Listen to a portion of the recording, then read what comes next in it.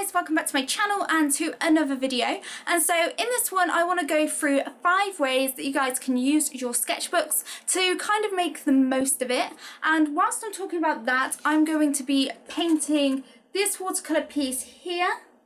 So yeah, anyway guys, let's get into it. So I recently just ordered a sketchbook. I don't normally use a lot of sketchbooks. I've never really sketched that much. And so it got me thinking, how exactly do I want to use my sketchbook? And as I was thinking about how I wanted to use mine, it got me thinking about different ways that you can use sketchbooks in general. And I thought a lot of you guys might find it hard to think of new ideas for things to do in your sketchbook and what exactly you want to use your sketchbook for. So I thought it'd be really fun today to go through 5 ways that you can use your sketchbooks in general. So let's get straight into it with the first way to use your sketchbook, and that is to use it to practice your drawing skills.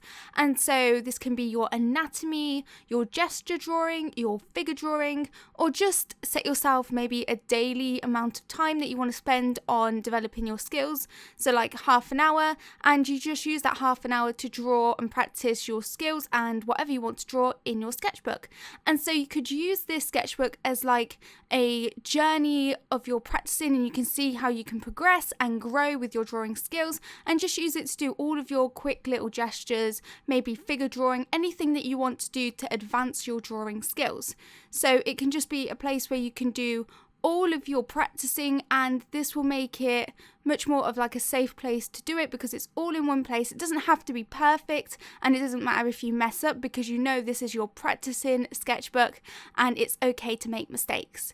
So yeah, that's the first way you can use it, just for your pure practicing purposes, any skills that you want to do.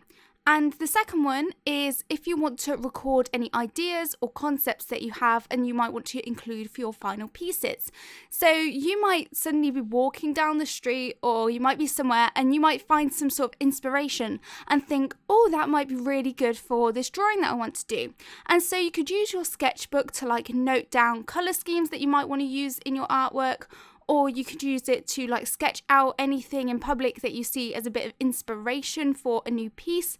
And so you could kind of use it as like a mood board to collect all of these sort of ideas for future pieces that you want to create, like your final sort of watercolor pieces or pencil pieces, anything that you want to do. You could use your sketchbook as a way to kind of collage all of these ideas that you can include in your final piece. And so that's a really good way to like experiment with ideas and concepts before diving into your final piece of artwork. Okay, so the third way that you can use your sketchbook is for experimenting, like trying new mediums, new techniques, and anything like that. So you might get your new medium, maybe get some new pencils, and before you go into using your like brand new expensive paper, you might want to just try them out. And so you can try out new techniques or experiment with your new mediums in your sketchbook. Or even if you want to like do a final piece and you want to try out the technique that you're going to use before actually going into your original, you can do it on the sketchbook. And your sketchbook can be kind of a place where you do all of your experimenting before applying that to your final piece of artwork. So that's a really cool way that you can use your sketchbook without worrying about making mistakes, just to try new things. And that's similar to the practicing drawing skills, but apart from that, you're using it to experiment with new techniques and new mediums rather than actually practicing your skills. And the fourth one is kind of like a mixture of everything. So you could use your sketchbook as like a journal. And what I mean by this is like you could use it to record your everyday sort of experiences, whether that's one day you want to do some sketching, like practice your skills, maybe a few of the pages like include gesture drawings or figure drawings, or anatomy practicing, like if you want to practice drawing hands, maybe a few pages are just of hand drawings. And also you can use it for like recording, maybe if you've been to somewhere and you want to do a sketch of like a really cool place you've been to, and like you could date the pages, so like as you look through the book you can see, oh, I was doing that day. Maybe if you want to experiment with a new technique, you can do that in there as well, and if you date it you'll be like, oh yeah, that's when I first kind of thought of this technique to try. And it's like a mixture of any sort of drawing or any experimenting, practicing that you want to do, but it's also got like dates, so it helps you like remember when you did those things and also see a progression of your art journey. So it'd be like a journal and a place for you to like do anything creative that you want.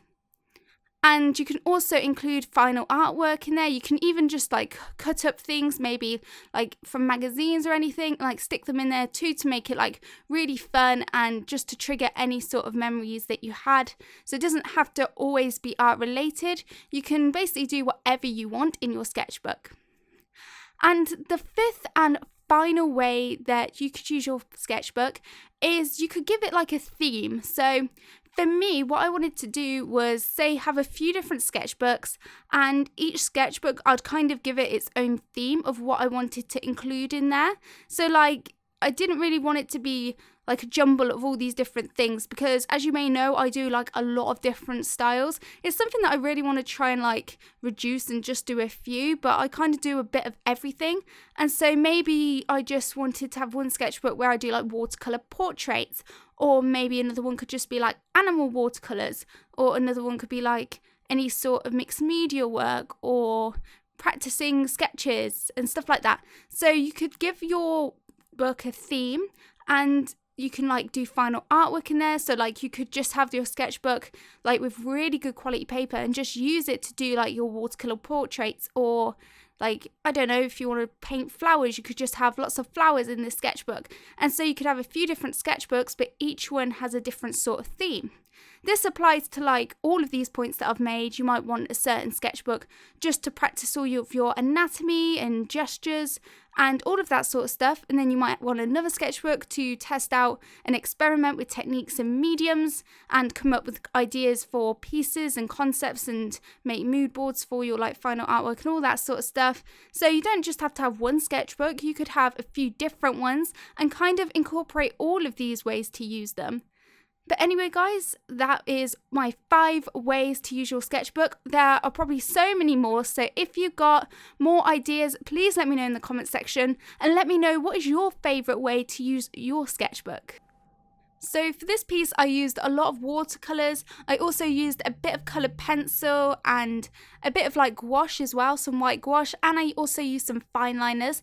And I really wanted to work on using the technique where I did the skin like very sort of smooth. I wanted to use the wet and wet method to do this, where I basically just kept adding water to the whole of the face and then kind of building up the layers, letting it dry, and then go on to do another layer. And I really liked how that came out. I then wanted to do this really sort of drippy background with lots of different colours.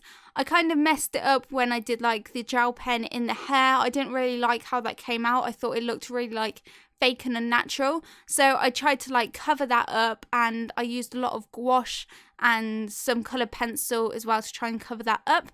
And I did really like how this came out. It wasn't what I was expecting, and I find that happens a lot with me because I don't do particularly much planning, which is something I really want to get better at, and that's why I want to get like a sketchbook so I can really practice ideas and come up with concepts and really flesh out the ideas for my artwork before just going in and doing them. But I did like how this one came out. I have listed all of the materials that I used for this piece in the description below if you do want to check them out. And also, if you do want a print of this, then they are available on my Etsy store at kirstypartridgeart.etsy.com, and I will leave a link in the description so you can check that out as well if you want to. So yeah, in the end, I basically wanted to make it look like the white gouache was like some fluffy sort of clouds that were going over her face.